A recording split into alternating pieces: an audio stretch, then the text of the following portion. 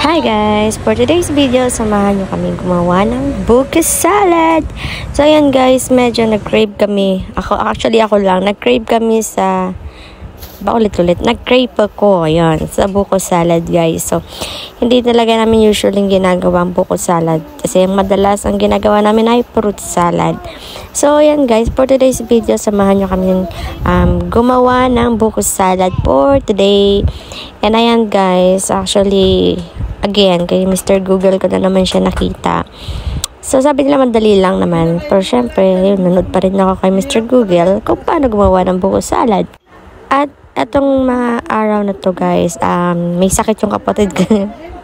May sakit yung kapatid ko niyang isa, si Angela. So, sabi niya, apak ako daw kasi nga kung kailan siya may sakit, tsaka ako gagawa ng buko salad. And before kasi, gumagawa lang kami ng salad tuwing bagong taon. Yan lang talaga yung pinakihihintay namin na magbagong taon. Pero ngayon, thank you Lord kasi nakakagawa kami ng buko salad kapag nag-crave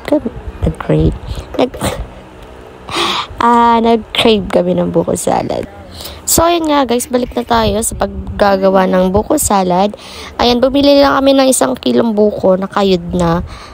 At saka, ito, bumili ako ng isang malaking fruit cocktail. At dinagdagan ko ng medyo maliit dahil madami nga kami sa bahay.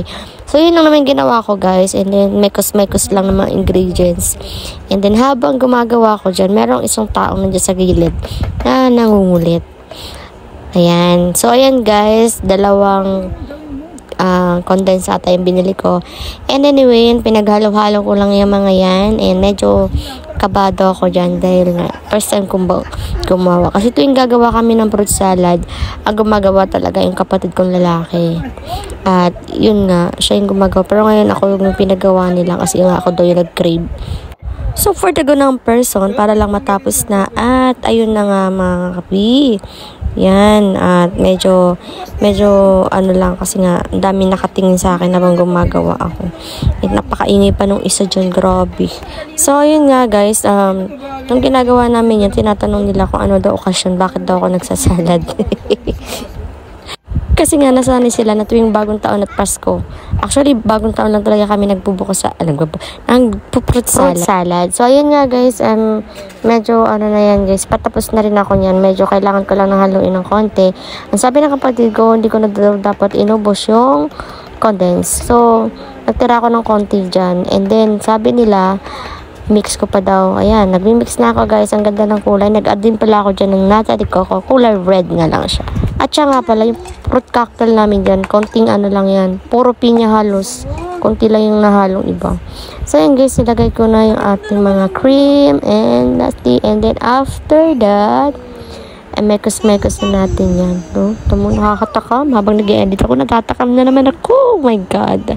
Nung hindi ko pa nilagay yung lahat-lahat na binili kong condensed tsaka Nestle cream, medyo matabang. So, after that, nung tinikman namin, guys, medyo matabang. At dinagdag ko na, inubos ko na lahat ng binili kong cream and condensed. And, ayun. Baka sira na yan. Tingnan mo yung ano. Baka sira na yan. Uy!